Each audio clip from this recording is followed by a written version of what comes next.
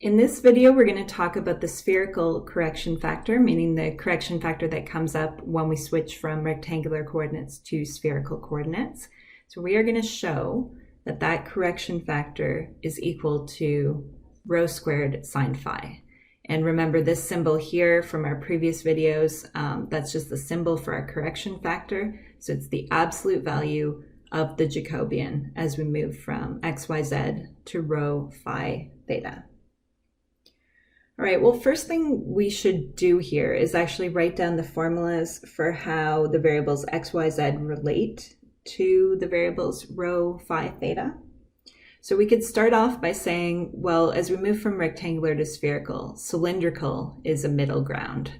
So we could say, we know from cylindrical coordinates that x is equal to r cos theta, y is equal to r sine theta, and then we would just write z equals z. And then from there, we could draw our special triangle for spherical coordinates. So that's the triangle that says rho is our distance in 3D, z is our vertical distance, r is the distance in the xy plane in 2D, and then phi is the angle measured from the positive z-axis. So that's our special triangle, and that should help us move all the way into spherical coordinates. So looking at this triangle, we can say, well, r is the same thing as rho sine phi. So that allows us to rewrite x and say, let's replace that r with rho sine phi. We'd have rho sine phi cos theta. And in a similar way, we would say y equals rho sine phi, just replacing the r, times sine theta. And then for z, we could say that's rho cos phi. Okay, so that's the relationship between our x, y, z variables and our rho, phi, theta variables. So now we want to compute the Jacobian as we go from x, y, z to rho, phi, theta variables. And by definition, what that means is start with your first variable, which is x, and write down the partial derivatives with respect to the new variables. So x sub rho, x sub phi, x sub theta. And in the second row, you're going to do that for the second variable, which is y. So y sub rho, y sub phi, y sub theta, and then we'll do the same thing for z. Okay, so let's start to compute these partial derivatives. Just from looking at the highlighted expressions up at the top of the screen, we can see our formulas for x, y, and z. So let's start to take partial derivatives. If we go partial of x with respect to rho, that's going to be sine phi cos theta. Now, in my mind, I think it's going to be easier to fill in the columns just because I prefer to say, okay, let's take a whole bunch of partials with respect to rho. It's easier for my brain to do that sequentially, I guess. So let's just move down this column. So partial of y with respect to rho, sine phi, sine theta, and then partial of z with respect to rho, cos phi. Okay, so that's our first column done. And then in the middle column, let's take our partials with respect to phi. So just make a little bit more room here. So we'd have rho cos phi, cos theta, rho cos phi, sine theta, and then finally negative rho sine phi. Okay, and then last column, we'll do partials with respect to theta. So minus rho sine phi sine theta, rho sine phi cos theta, and then the last one is especially nice. Z does not depend on theta, so our partial will be 0. So remember that the Jacobian is the determinant of these expressions. In this case, it's a 3×3 determinant. So let's think about expanding along the bottom row. And remember that there's always going to be this alternating pattern for signs as you move down or to the right. So the sign pattern for the bottom row will be plus, minus, plus. All right, so we're going to have two terms here. First term will be cos phi times a certain 2×2 determinant. So just imagine crossing out that column and that row, and you'd have that little 2×2 determinant there. So let's put all that stuff in brackets. So rho cos phi cos theta times rho sine phi cos theta. And then we're going to have subtracting off a negative gives us a plus rho sine phi sine theta times rho cos phi sine theta. Okay, and we'll clean this up in a moment. Right now, I just want to work on getting this determinant expanded. So continuing along the bottom row, we'd have a plus now because of the sign change, plus rho sine phi times a whole bunch of stuff. So now we want to cross out the column and the row that have that expression in it, and we're thinking about doing a 2 by 2 determinant. Okay, so let's write down what we're getting here. That would be sine phi cos theta times rho sine phi cos theta.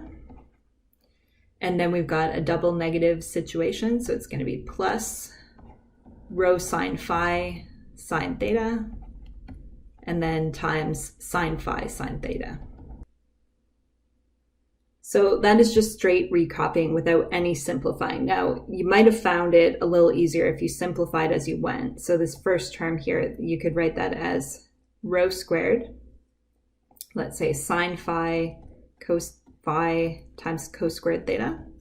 And then the second one, if you had simplified as you went, you could have said rho squared sine phi cos phi sine squared theta.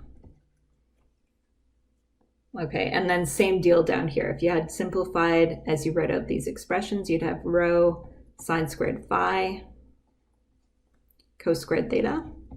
And then this one here would be rho, again, sine squared phi times sine squared theta. Okay, so let's see what happens as we start to simplify this. In just a step or two, this is going to start to look a lot better. So first term, we've got this cos phi.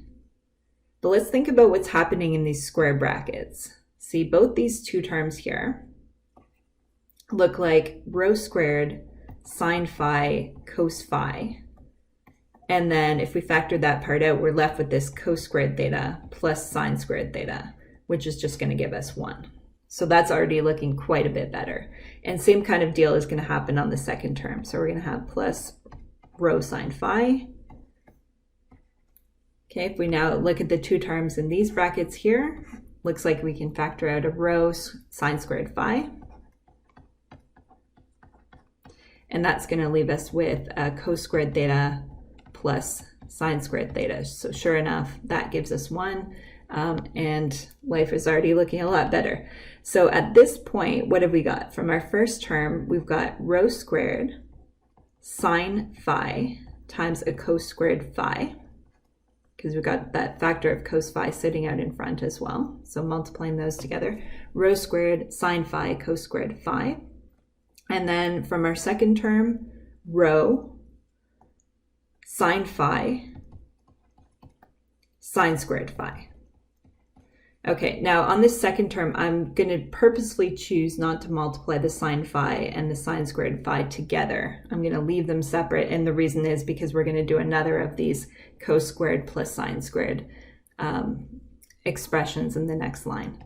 So if we look at this, we can factor out, that should be, rho squared sine phi in the last term, I just noticed. So let's double check that last term. Rho squared sine phi times sine squared phi.